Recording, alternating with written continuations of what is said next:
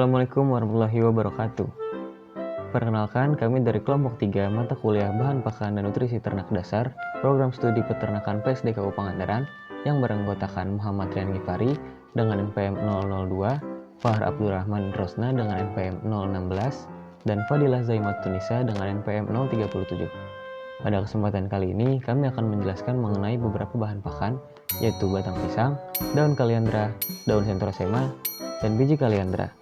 Biji kaliandra atau Kaliandra calotirsus merupakan biji dari tanaman kaliandra yang dapat diberikan sebagai pakan alternatif untuk ternak karena kandungan proteinnya yang cukup tinggi. Biji kaliandra termasuk ke dalam kelas bahan pakan kelima karena merupakan salah satu bahan pakan yang kaya akan protein dan digunakan untuk memenuhi kebutuhan protein ternak.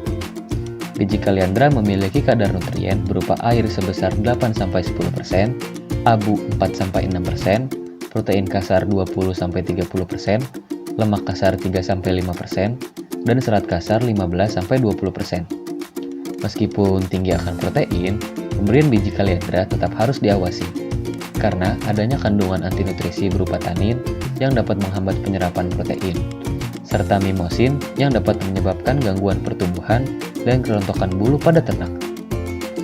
Pada kambing atau domba, pemberian biji kaliandra disarankan diberikan sebesar 10-15% dari total berat kering ransum. Pada sapi potong sebesar 10-12%, dan pada sapi perah kurang dari 10% agar tidak menurunkan produksi susu. Umumnya, biji kaliandra diberikan pada ternak dengan cara dikeringkan lalu digiling untuk menjadi campuran konsentrat, serta dapat dicampurkan dengan bahan pakan sumber energi berupa jagung atau dedak, maupun sumber serat yaitu jerami. Biji kaliandra juga dapat disangrai atau dikukus terlebih dahulu guna menurunkan kadar antinutrisi yang terkandung di dalamnya. Harga dari biji kaliandra yaitu 17.000 per 100 gram. Selanjutnya saya akan menjelaskan mengenai bahan pakan daun kaliandra. Daun kaliandra mempunyai nama ilmiah Kaliandra calotirsus. Daun kaliandra ini termasuk dalam kelas kedua dalam kelas bahan pakan karena kaliandra termasuk hijauan yang dipotong maupun tidak dipotong yang diberikan segar pada ternak. Adapun nutrisi yang terkandung dalam daun kaliandra yaitu air sebesar 5-10%, abu sebesar 5-7,6%, protein kasar sebesar 25,8%, lemak kasar sebesar 6,86%, dan serat kasar sebesar 10,02%. Adapun anti-nutrisi yang terkandung dalam daun kaliandra yaitu tanin sebesar 11%. Senyawa tersebut menyebabkan terganggunya penyerapan nutrien sehingga perlu memperhatikan jumlah pemberian pada ternak. Contohnya kadar tanin dalam pakan unggas yang masih dapat ditolerir sebanyak 2,6 gram per kilogram. Untuk ruminansia yaitu sebanyak 3-4% dan pemberian pada kambing dan domba tidak melebihi 4% dari bahan kering pakan. Daun kaliandra dapat menjadi bahan pakan ternak melalui beberapa cara, yaitu mengolahnya menjadi serbuk, hay, atau dengan memberikan daun segar setelah digiling dan dicampur dengan bahan pakan lain.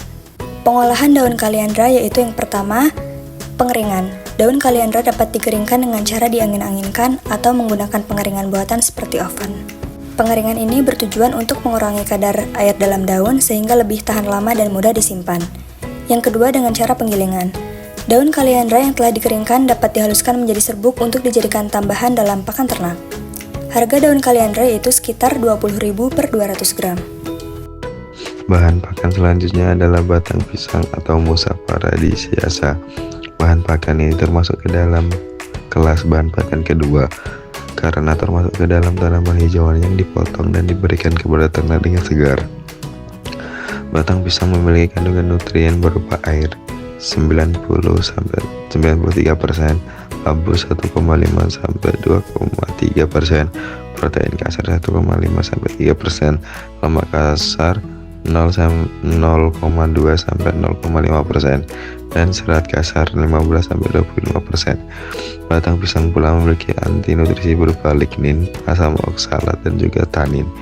Kemudian batang pisang yang terlalu banyak dapat mengganggu penyerapan kalsium dan dapat membentuk batu ginjal pada ternak karena kandungan asam oksalatnya. Batang pisang jarang diberikan ke ternak unggas karena akan menurunkan efisiensi ransum secara drastis. Pemberian batang pisang disarankan sebesar 25-35% dari total bahan kering ransum. Pemberian pada ternak perah harus sangat diperhatikan karena dapat mengurangi produksi susu. Batang pisang biasanya diberikan kepada ternak pada saat kondisi segar. Batang pisang dipotong dan dicacah menjadi agak kecil dan diberikan baik secara langsung maupun dicampur dengan konsentrat maupun hijauan lain karena batang pisang miskin protein dan energi. Selain itu, batang pisang dapat dibentuk menjadi silase melalui proses fermentasi untuk meningkatkan daya simpan serta palatabilitas. Batang pisang dapat dijadikan pilihan untuk pakan ternak karena mudah dicari dan harganya relatif murah, yaitu 7.800 per kilonya.